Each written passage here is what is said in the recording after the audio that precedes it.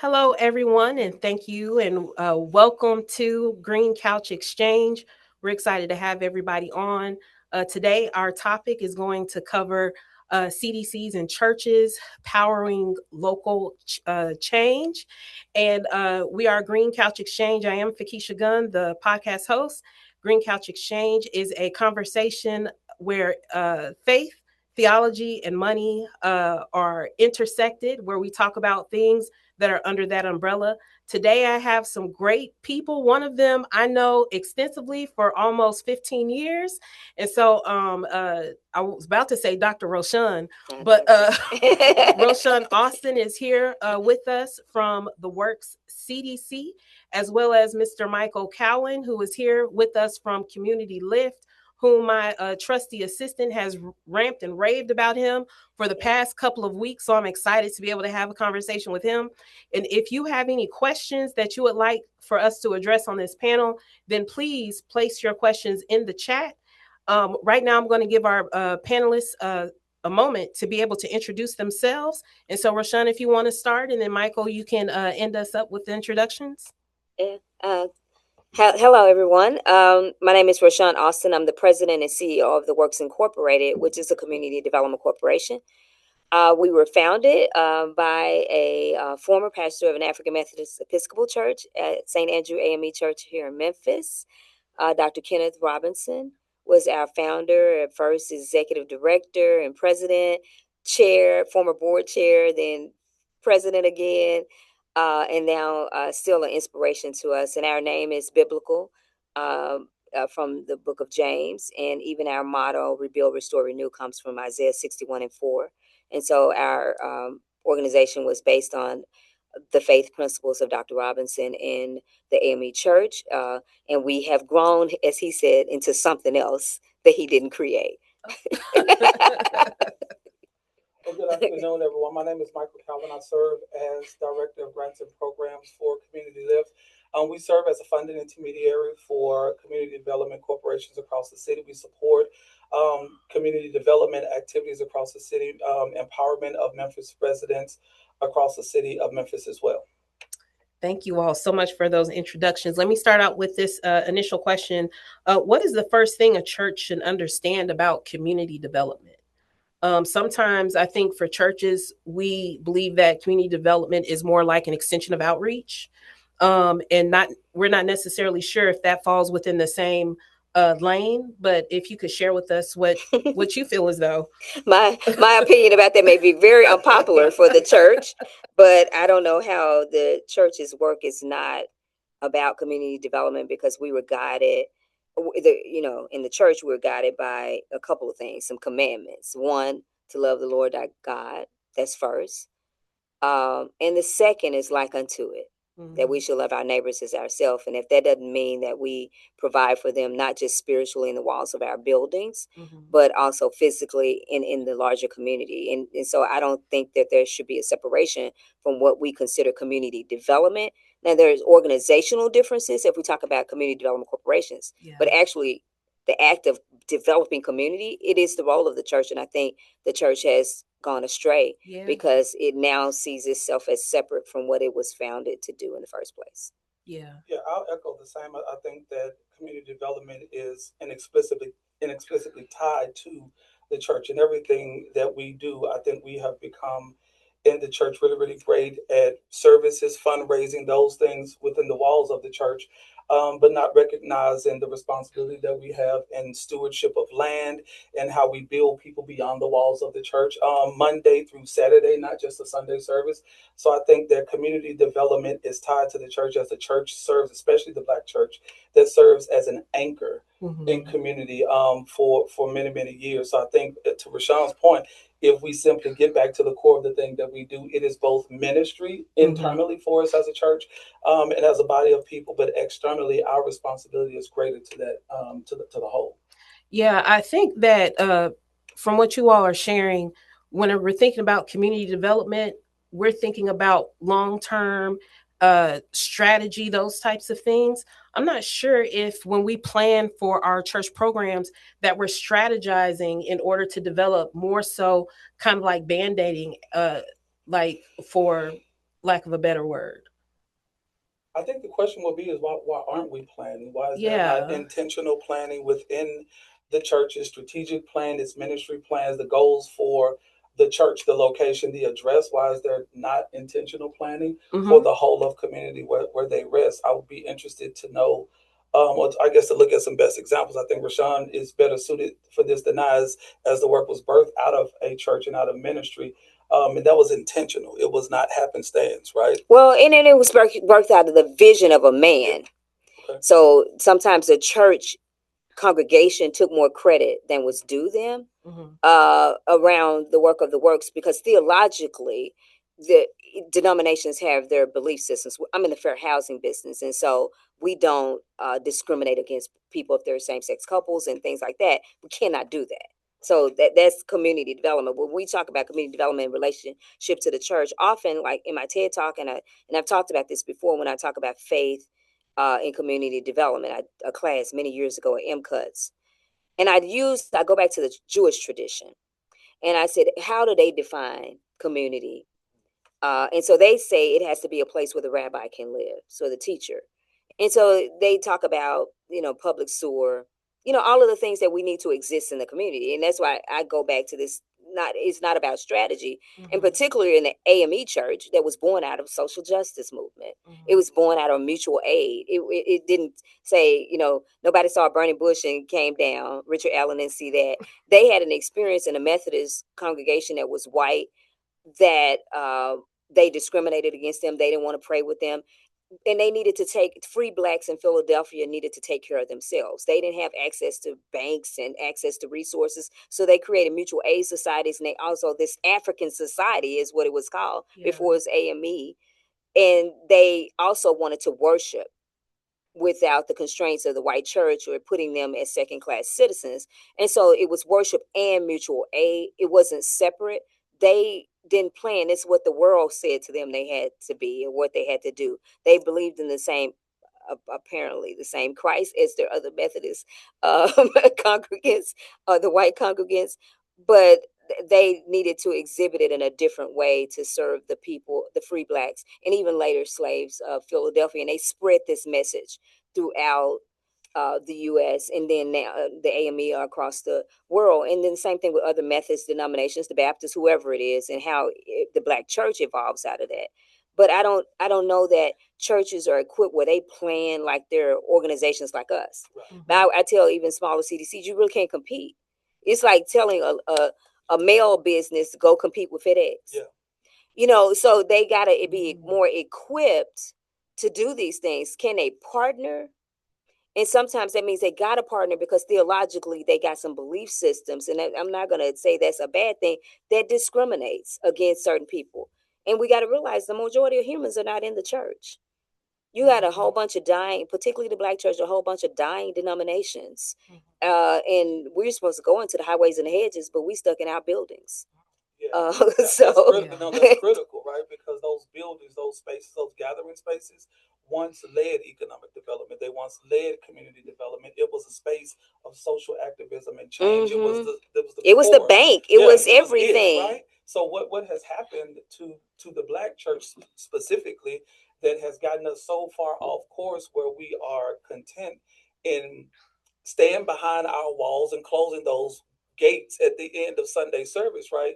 And then not being open and receptive to the needs of community, whether or not they're a member of the church or not, right? So what is that? I wonder what could that look like if there are better partnerships and stronger alliances and cooperatives built? Growing membership. Well, that's one thing, right? A church that is not made up of octogenarians. Yeah. No problem with octogenarians, but it's growing membership because you're going out and you're feeding people, and you're not just saying, I'm going to fill you with the Holy Ghost spiritually, but I'm not going to feed you. And we got an example. Jesus fed people when he preached to them. Yeah. So he went out there. They were hungry. They had traveled a long way to go hear this man they had heard about on this mountain.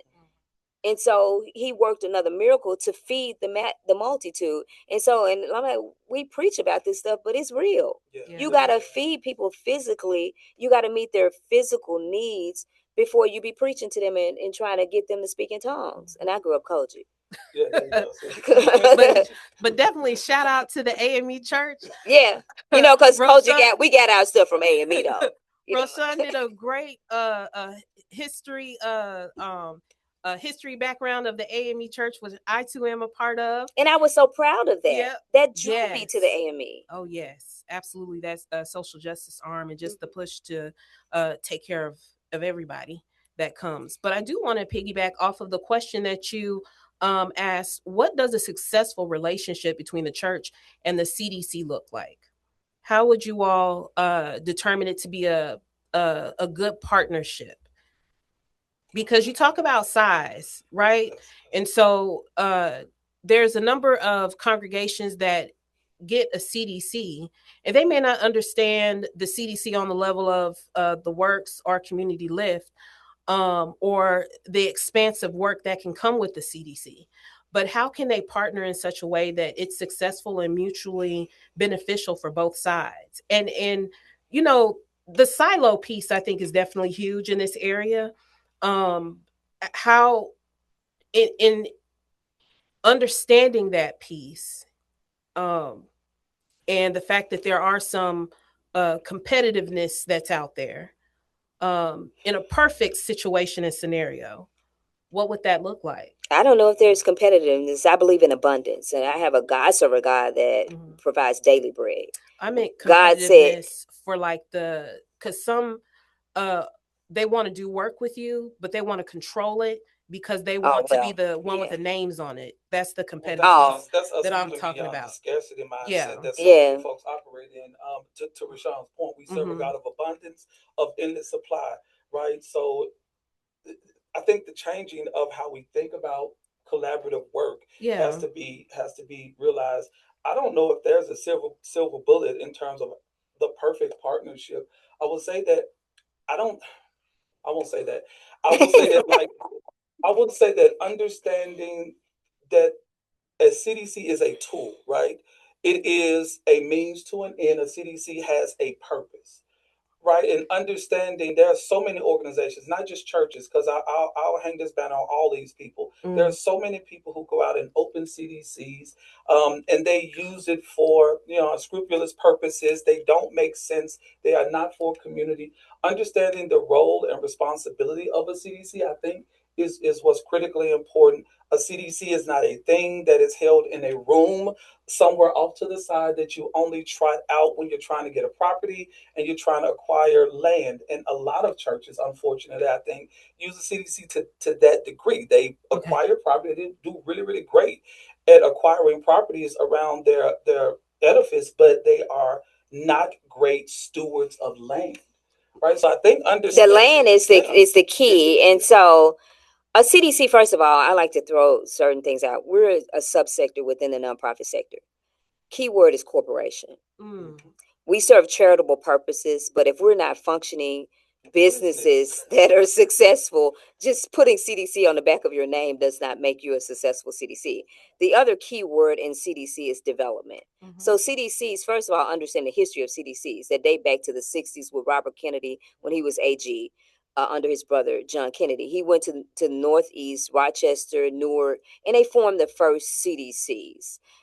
Those CDCs often look like us. Or in Chicago, they may be like another AME example is New Floyd Flake, Reverend Flake, and being the largest landowner in Jamaica, Queens. So what does that look like for Greater New Allen? It looks like if I'm the landlord and I bring in developers to develop this place, I am the landlord of Wachovia Bank. I am the landlord or I have a land lease for an apartment developer. And so the church is then benefiting from that revenue into perpetuity because they have a land lease on this land. The Catholics are good at it. The Catholics are some of the biggest holders of properties in across the world, not just in the U.S., and they understand how to lease that land out, that they don't necessarily have the expertise as the Pope or a priest to do the development, but they know how to use that land. What Black churches in inner city, particularly like Memphis, they have land, they want to park on it. And they don't want nobody, they want to fence it and park. And that's it. Instead, and either they want to be in charge of the development and you don't know how to develop. And so you lease the land. And I was on a panel last week at Urban Land Institute, which is our international organization of everybody that's big in development. And I was on a panel with a young lady who does some work in Nashville in urban campus and core, and they work with churches, and they just did a mixed use redevelopment in Nashville's development environment with church land. Mm-hmm. They lease it from the church, though. The church is not a partner in the development because it doesn't bring any equity. Mm-hmm. It doesn't outside of the land. It doesn't bring any cash. It doesn't bring the expertise. But what does the church want? Does it want a development that focuses on seniors? Mm. Yes, they want it on that land near their church. Yeah. So what I'm hearing you all say, from if a church is looking at partnering with the CDC, that they need to know why they want to partner. They need to be in alignment with the mission, and then also know what their capacity is. Mm-hmm. And so what are kind of some questions that churches can ask CDCs to see whether or not a partnership is feasible? Or what questions would you all like for churches to ask or engage in to see if partnership is feasible? I'm having conversations now. I'm about to start some serious conversations with our founding church about, some land that is next to our office, nearby our office, next to the church. How can we're going to strategize? So if we're going to be development partners in this, we got to talk about it more than one time to say, do we want to develop the same thing? And so in an hour, we don't just say that in an echo chamber amongst ourselves. Mm-hmm. We have to ask, what does the community want and need? And their voices have to be heard. We will go, and we're doing this big school in North Memphis. We spent 2 years just talking to people. What is the name going to be? What do you want this to be? They didn't bring any money, but they're valuable because they live here. We did a pocket park in South Memphis. I don't live there. Next to my office, I live near Overton Park. That's the park I'm gonna walk in. So what are you, now that you decided on that you want a park, what does it look like? Yeah. What amenities do you want in this park? Because this is the park you use. There's no VIP row. This is your park. It's within a 10-minute walk of your home. And so how do we serve you? It's the cleanest place in around that area. They drop paper everywhere else, and the park will be clean. Like literally, it'd be paper right on outside the park because they have a degree of ownership over it. So you got to include not just the institutions, but you got to include the people, and not necessarily just in the congregants of the church. Right. You got to include the people who live there, because what we find is most people drive to church. You remember, I did a survey. That's so true. Yeah. I wanted that. So the first thing I did when I was COO of St. Andrew was a survey. Yeah. And only less than a quarter of the people live within 4 miles of St. Andrew. So why do they get to dictate the community that lives there? Yeah. They don't get to dictate to them. You live where you live, and you drive your car where you drive, and you need to go to your neighborhood meetings. But here we need the people involved. It used to be a walking church. Black churches, people walk to the church in their neighborhood. It's not true today. Right. Yeah. And I think those conversations have to be, to your point, they have to be with community. They have to serve the needs of community, the desires of community. If you're asking a question, what do those surveys really look like, to get to real need, not to confirm or, restate what the internal folks are wanting. Like the pastor of the church can't drive the thing outside of what community needs. If you have land, to steward that land, you have to do it responsibly with community, right? Yeah. If you are facing food insecurity in your neighborhood, putting a surface parking lot there does not solve food insecurity. It does nothing for us, right? Yeah. If there's a housing issue, and we face this affordable housing deficit in our city right now, if you steward, if you own 30, 40 parcels of land, probably don't cut them every weekend, maybe build a house. And if you cannot do it, then find somebody like Roshun at the Works who can do this, right? Yeah. So having real conversations and getting to real need. Not the flowery version of what community needs to be, but the community that community desires to be. Yeah. Like, we got to get there.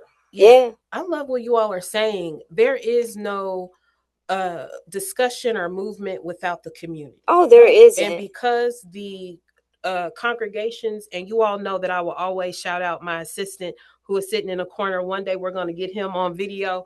But I know that majority of the churches, even the church that I pastor, most of the people live outside of the city. They drive in. Mhm. And so how do you all create relationships with people within the community to get them to or not get them to, but to invite there to be conversation about what's needed? Intentionally. Yeah, you got to go out. I mean, Yeah. physically. Yeah. I was just saying this. You know, Well, I had what kind these. of like events are I don't have to are- do events Oh, because you- because I go out and talk to people Because like they're I like talk that. to you. Yeah. Like I physically have to be present, and so and I use the example of JW.org Yeah. rebranding. Uh-huh. But who are they? We know who they are, right? Uh-huh. What do? They go door to door. Yeah. They go door to door. So I grew up in a Kojic and That's Holiness. Jehovah's Witnesses for those Yes, of y'all but that they rebranded. Jehovah's Witnesses. But we all know if we don't know anything, Yeah. we know they got the watchtower. Why do we know the Yes. name of their publication? Because they are physically in the street giving it to us. Uh-huh. If I see them in Atlanta downtown, Yeah. and they it said JW.org, but I know who it is. If I Yeah. see them in Puerto Rico, I know it's JW. I know who they are. I have never physically been in a Kingdom Hall, but I know this. I know so many things about Jehovah's Witnesses because they go old school. That my parents, we grew up in Kojic and Holiness and Holiness Pentecostal. We used to witness. Yeah. Witnessing look like this: putting on your sneakers and walking door to door to folk house that you didn't know, and knocking on the door. Whether they hated to see you coming, whether they were opening up or not, you were like a salesman.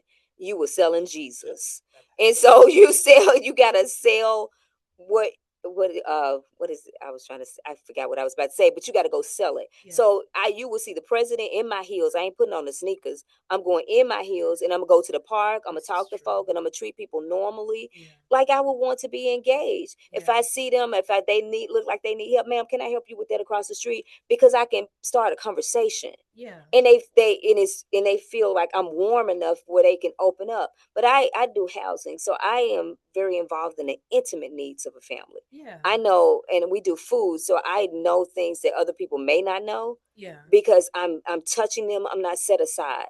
Right. I'm in the midst of them. Yeah. And so until we get less scared, Yeah. to go back out in the streets, because I'm going to go whether it's a GD or not. I don't care what color you wear, because we ain't doing colors. I'm from like the 80s. We ain't doing that. Wait. I don't care who you are.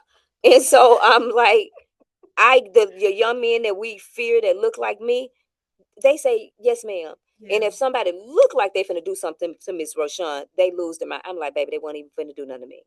But that because I have a relationship with them. Yeah. They have a degree. I'm their auntie. Now I get some of them be 40. I'm like, how am I your auntie? But I'm just not your auntie. But we gotta build relationships. We have to stop being afraid of our own people. Yeah. Yeah. We are afraid of our own people. We're afraid when they come into our churches or if they're on the edge. We don't really want to deal with them. But somebody's got to deal with them. Yeah. It goes back to the heart of ministry. We don't have the message of Jesus without evangelism and discipleship. We just don't have it, right? The only way we know this is because it was door to door, right? It was city to city. It was town to town, village to village. The only way that we got the message is they didn't have social media. Jesus was he wasn't on Twitter. He wasn't on Facebook. No, he wasn't doing it. I could see right? Jesus tweeting. Right. Well, Peter would have been angry tweeting. They're going in. The reality is that's the only way we get there, right? To your point, you have to go hand to hand, face to face, cheek to cheek. It is impossible to do any of this work in community there are so many CDCs that are functioning within our city that are doing great work that don't get a lot of shine. Right? They're not taking victory laps. They are literally out here on the streets grinding every single day because it's about the quality of life for somebody else. Yeah. Right? And so if Black churches and ministry takes this same approach with everything that we do, if we simply return to the heart of the matter, right? We find community there. We don't have to go out and try to create it. It will create itself organically. Right? To Rashawn's earlier point, it's an increase in membership because I see that you care about my need, about the thing that's afflicting me, right? So if our responsibility is to go to the ends of the earth and do this thing, the least we can do is start on the street, in the house, on the block where we are. No need of an international ministry if no one locally is listening to you, right? So don't run for state office if nobody's He's talking to listening. somebody on the internet. I ain't talking. See, he Peter today. I'm usually Peter. No, international. I'm here. I'm hearing you all. I'm taking all of this in. But I'm also going back to the fact that a lot of churches, people are driving in, and the only time that they're in that area of their church is going to be on Sunday. So there has to be some intentionality about them driving and going into the community and supping with the people and communing. So I'm thinking there has to be some type of created space in that as well. So it's not just kind of going out, because I'm thinking of South Memphis, St. Andrew. I'm thinking of walking the neighborhood, or even a community life center. The community life center was huge as far as connectivity, but that was also intentional in a specific space that I think that for churches who do have that drive-in piece, that they may benefit from that being like the space where they are gathering in order to be able to connect with people, because we are a majority drive-in for the most part churches. On that Monday to Friday, that Monday to Saturday piece, it goes back to what Roshun mentioned earlier as well. It's a matter of capacity for churches, right? The single pastor cannot do all of these things. Absolutely. So this has to be really how churches build capacity internally. How pastors offload and delegate some of the responsibilities that they have for ministry. If their responsibility is to give themselves over wholly, so that they might study, so that they may have and receive what they need from God, so that they can give it to people, then people have to do some of this day-to-day operational work. So I think a part of that is about building greater capacity, stronger capacity within bodies. Within the body of the church. You say do placemaking, or say that there are events or activities that can happen at churches so that folks can come from community if there is nobody from the church available, willing, and able to actually do that work, right? So if you have a motherboard and they are aging, they can't move as much as they used to move, they still willing to work. What they can't do is run the summer camp. Absolutely. Well, we would. I don't. Mother can't run the summer camp. I don't think we're in that arena. I think what I'm saying is that it's a both and. That you do need to have some intentional spaces so that we can connect. But I also want to make sure that when people are viewing this, that they also have some examples. Mother can teach the canning class and our cooking education. And so that's an example of partner. Mother can get across the street, because often mother live nearby. The mothers are the one that's been there, and they can teach something to the next generation that the next generation doesn't know. I mean, I don't think we have. There's a template for this in a Black church tradition. So we can go to the 20s movement in Baton Rouge with the boycott of the trolley before the Montgomery bus boycott.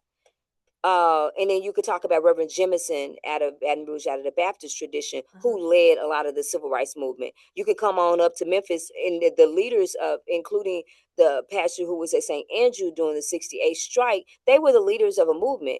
King got his best experience, number one, when Montgomery boys boycott. He was privileged, pastor, new in town. That's why he got chosen. He was a great orator. This man had a PhD in the 50s, Black man. These people couldn't even write. They X marks the spot. So he got time to sit in jail. We ain't got time for that. He got a car. He needs to carry us to where we need to go, because we domestics in the bus. We can't get on the bus. And you need to serve food. And so sometimes we get in our robes and we think we should stand aside.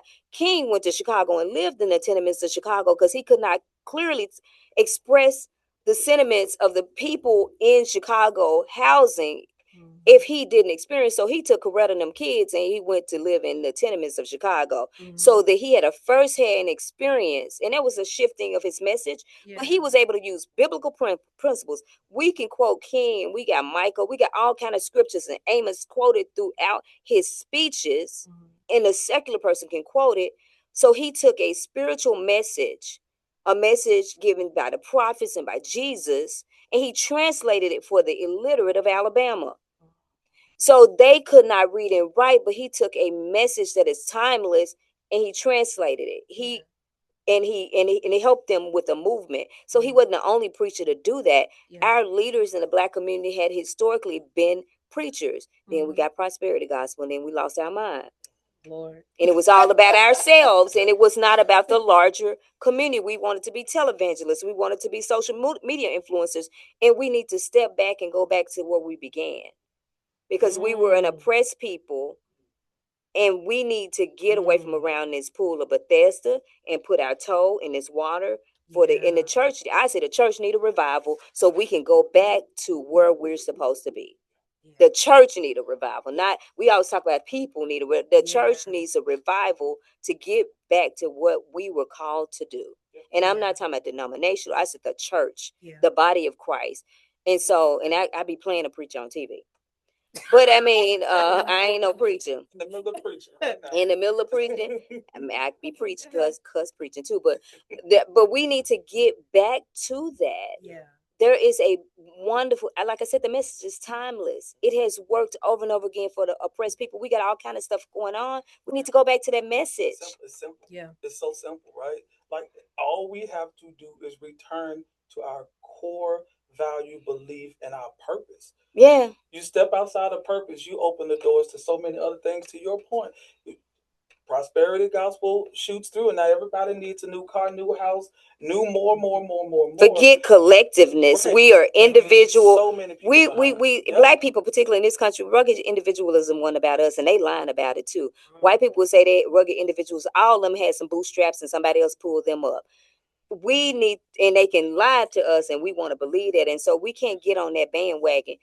We weren't even built into this Constitution, and so I'm not gonna talk to white church. I'm gonna talk to the Black church. The fact that we say the Black church already tells you about this country, that we got to distinguish that there is a Black church, because the church should be the church, but the way we were constitutionally written into this nation as cattle slaves, we have a Black church, and it continues, and it's very important right now. And so we need to follow God's word. Love thy neighbors as thyself. What does that look like? Do you want to live in slum? If that's how you want to live, you're a serial killer. So you need to love your neighbors like you want to live. If you want to eat every day, 3 times a day, you need to love your neighbors like that. And so, and you don't want to eat trash. You don't want to eat what's left over or some food that you didn't choose. They gave you pork and beans, but they ate steak. That ain't what you asked for. And I don't eat pork. It's like, don't give me your leftovers and then think I should be grateful for that. Yes. I think just to your question, there are some pieces that I believe the works does very, very well, just in terms, it's not just about the forms, right? Because they teach people how to prepare things, right? So there are nutrition programs. And so this to the question just around examples, right? So what does it look like to step into a program? This happens at the works, it happens at Alcee Ball, it happens at Binghamton, like it happens at all of these different places, right? With these CDCs. That's not just about saying, okay, here's access to food. Now go prepare it the way you've been preparing it for the last 70 years. And then you got sugar diabetes. Right. So, we all have a responsibility, and the church has a responsibility, I think, here as well. And I think especially the Black church, who is one of the largest holders of real estate in our city. Our reality is a lot of the impediments to community development, unfortunately, happened at the hand of Black churches. Black churches hold a lot of land. Untaxed land, by the way. Untaxed land, underdeveloped land, literally millions of dollars of land sitting there. And we pay taxes.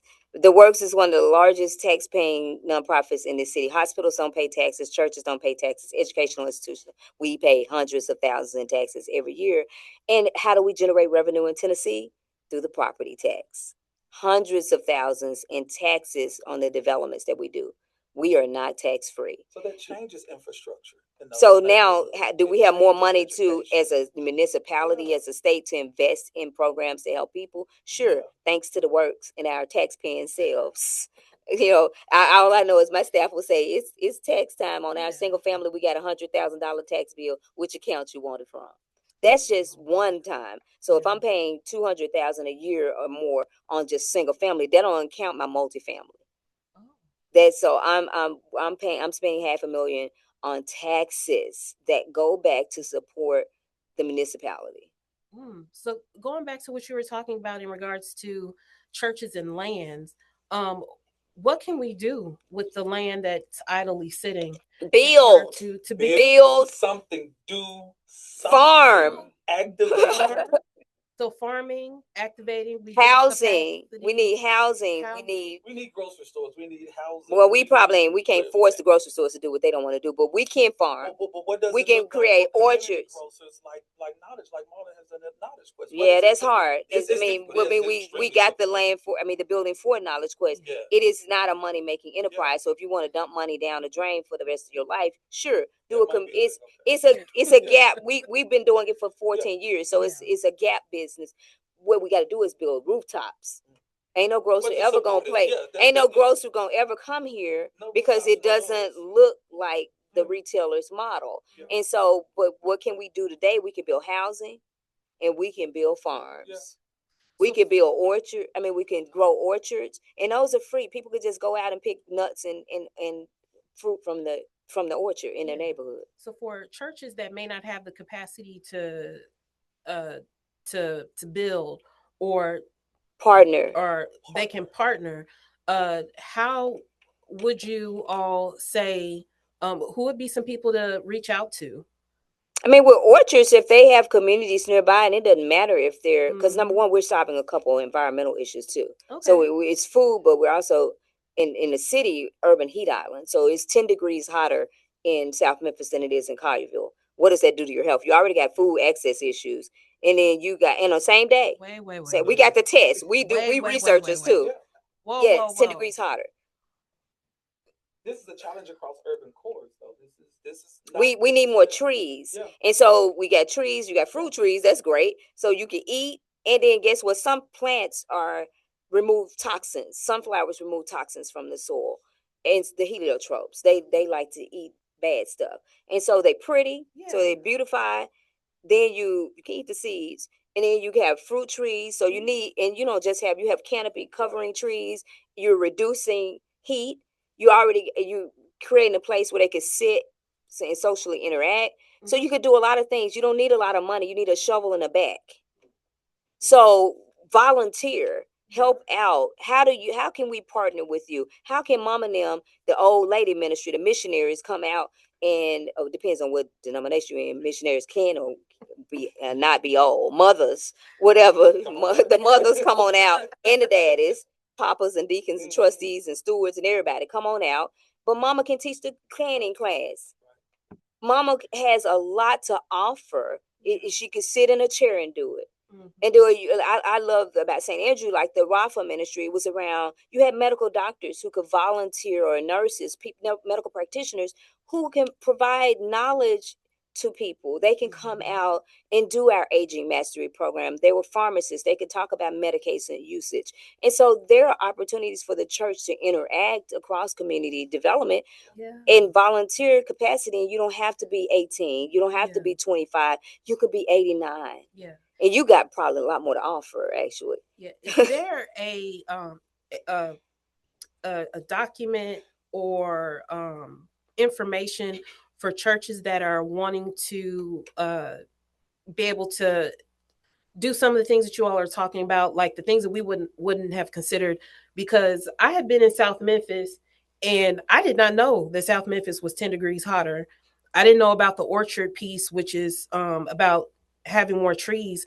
But I think that would be, I think every church could probably participate in that. Mm-hmm.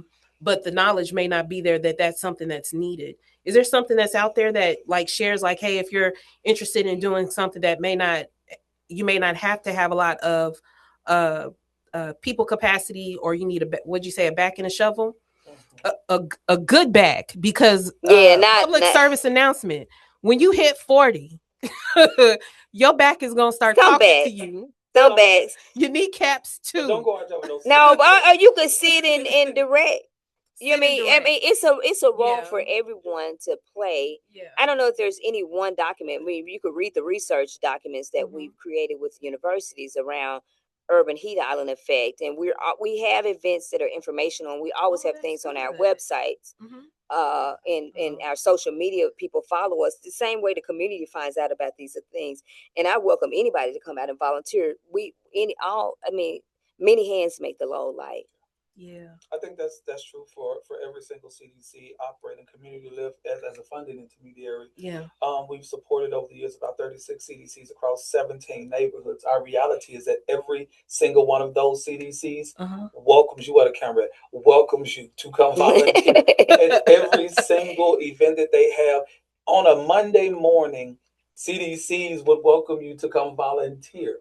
Right, to Roshun. Don't bring us no old fax machines. Don't do that. No, because or don't bring none. Don't nobody fax nothing. Volunteer. Yeah, I mean, but don't come in taking over like you know how to do my payroll, and I'm like, well, you need to raise 150,000. I need every 2 weeks while you at it. You don't get all the authority, and you ain't got no responsibility. And so you just come in, even if you the pastor, and you sit down. Let me tell you what do, pastor. You pick them, you shell them peas right there. That's it. You good at shelling them peas. But that what that does now is that frees capacity, right, for the work. So any other CDC, for them to use the actual human capacity to do the thing that they need to do, right? We are all in community together. We share this landmass. Yeah. All of Memphis is Memphis. I don't care what neighborhood. Well, and even the larger the region, Millington and all the surrounding cities, in some of those towns and municipalities have significant problems. They have high poverty as well, and so they have more land. They got more trees, so they less of an urban heat island. But what can we do? Even in the practice of the church, and I promote things like compost. I've become a complete environmentalist. But who is the most impacted by the negative impacts of climate change? Black communities. And so we've got to address that. We can't be separate, and it can't be white faces in environmental groups. We've got to talk about water quality. We've got to talk about the urban heat island. So that means we got to get some trees, not invasive species. They need to be native to us. Our homes are flooding. So how do we put in green infrastructure to protect our homes from flooding? And I think people can participate in that, and they can get the knowledge about that. Just be at the table. Go sit in neighborhood stores. You get to meet people, and then you become a regular. The store owner owns you. They expecting that pastor to come in here. He come here every day, don't buy nothing, but he just talk to people. But and notice I said him. Now she coming here every day, and she is so warm. Yeah. That is awesome. I love that. I have while you all were talking, I'm thinking about volunteering. In my mind, it does not. I guess in my mind, I'm thinking the Works CDC. If I'm using the Works CDC as an example, when I was looking on the website, I remember when you first became president, and how excited I was and am. But it has grown and evolved and has expanded. I also saw today, I think it was today that you posted that you're now adding um uh um what is it uh what is it when you show people around? Oh no, I'm really not a tour guide. That was me being facetious. But I am I love how watching over the years how it evolves. I remember the So Me Rap conversations that happened, which was the initial I think conversations. Well, that was 10 years into the history of the Works. Decided to do a plan where we engaged with community residents. It was very research based, so the university was involved, and they're still our partners because we don't just want to ask people things one time. We want to collect the data, and then now some of those people are gone, and they're new people. So we're re-engaging. We still kind of talk about So Me Rap, which is the South Memphis Revitalization Action Plan, and we take a lot of the principles from that plan and go in Klondike and Fraser, wherever we are. And because I'm an anthropologist by training, I'm going to always do surveys and data, and I'm going to follow up. And do you still feel the same as you felt 6 months ago? What is your life experience now? Have you had changes in your quality? In cooking education, it's a pre and post. Have you people self-report weight loss? They self-report reduction in medication usage. And then we do our Move Your Body series. They're reporting that they move better, that they couldn't walk a few feet before. By the end of the series, they can walk a mile. And so we want to see shifts in behavior and also increased quality of life. And so it's not for the sake of. Yeah. We want to see a change. It's just like you want to see someone in your congregation grow spiritually. Yeah. You're going to take them through new members class, and you hope they keep coming to Bible study. Mhm. So they get more spirit, and then they can now be the messenger. They can be witnessing to someone else that is where they were when they started on their journey. That's everything in life. We want Yeah. people to have growth. Yeah. Yeah. I love the going back and checking to see where people are, Mm-hmm. because I was having a conversation with some church members, and we were talking about how to determine, whether or not what we're teaching people are grasping, how to be able to identify that there is growth that's there. And so you all are doing surveys. Are there other ways to be able to show or see how growth may be happening? Or is, I know sometimes it's kind of built into the plan. It's always built into our plan. Mm-hmm. From, we got to know where you are base level, even if we're on Yeah. our quantitative side and we're using our scientists on our team, our geologists or agronomists or whoever, we have some base level about the soil, for instance. Yeah. We know how toxic the soil is when we start. Mm-hmm. What do we do to remediate that? So what do we do? Are we using compost? What are we using, sunflowers or whatever? And then we can measure later on, where are there same toxins still in the soil? Mm-hmm. Have we made them better? Is it 25% better? If we plant trees, we can measure the heat. We have a tree, an orchard or a tree garden. We can measure the heat in that space. Mm-hmm. And so we do a lot of quantitative work. Some of it is qualitative. People are telling their own stories. They're saying, they write the letters. I've been renting for 40 years, and my experience in renting from you all has been like no other experience. It's been very positive. And so they also need to tell their stories. Testifying. Yeah, they're testifying. This church testifying. That's good. Now we got to say, I'm Koji.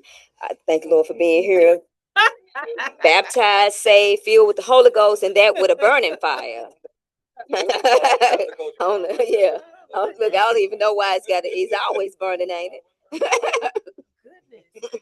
So we are winding down of our conversation. Do you all have any lasting statements that you would like to share with those who may be watching when they're looking at churches and CDCs and working together and powering local change together? I think for me, the thing that I would highly recommend, suggest, and make a plea to people to do is to simply get involved. Right, get up and do something, whatever that something is. Your work is never in vain when it comes to building community and really structuring something that you desire to live in, breathe in, exist in. In the Black church and in Black communities, these disinvested spaces, make a conscious effort to put your hands to work. Yeah. Whatever it is. Stop throwing paper out your car. That'll help. Oh, yeah, Lord, yes. If you see somebody doing something, please say something. I think one of the pieces that we oftentimes forget, with so much negative press around our city, from people who don't live in our city and who don't contribute to our city, right? It's a whole lot of Facebook bandits out there that talk real, real crazy. But oftentimes you can't find them in community anywhere. I think checking those folks, making sure that the message is always. Oh, that's can I sign up? I think you signed up when you posted. I stay checking, folk, because if you ain't out here working, just come join us. And then them people are engaged with you because they know you. I know people by name in neighborhood. Boo, I can go anywhere. I ain't scared. Now can you? So you come on out here and witness out in these streets. Yeah. And so I literally feel like I'm fine. I don't feel unsafe. And I've been working in neighborhoods from Orange Mound to Frazier to Klondike. I go up in Smoky City. I'm from Hyde Park, so I'm safe there. I'm going all over South Memphis, Westwood. You name it, I'm going to be up in there, and I be fine because mom and them be, even if they don't know me personally, they be like, ain't you Roshun Austin? I saw you on the news, baby. I just cut this at the newspaper, because they have a degree of ownership. And I love my people. And so I'm going to be amongst my people. People welcome to come out to our stuff. Baby, I will put you to work. But you ain't finna sit here and be holder. Be in a pulpit. This ain't your pulpit. This my show. So you come over here and sit down, or no sit down, actually. Get a rake or something. Do something. Do something. Yeah. And then while you doing something, talk to the person next to you And learn something. and tell them about your church. But they see you doing something, they're more attracted to your church. Yeah. Yeah. That is great. I have enjoyed y'all. I'm gonna take some what do the people say? Some time for personal privilege. I'm gonna talk to them a little bit more if they got some time after we transition off because I got some extra questions as well. But this has been a fantastic time on this podcast. If you all will put your email addresses in the chat, and we'll be able to send you a list of some CDCs and particularly the CDC information for the works as well as Community Lift with Michael Cowan. And so we appreciate you all joining us for today. I don't see that there are any questions in the chat. Only a request for the list for CDCs, and we'll make sure that we'll get that to you. So thank you both so Thank very you. much for your time today and your expertise. And we will definitely have another conversation again. So for everybody, we will see you later, and you all enjoy the rest of your day.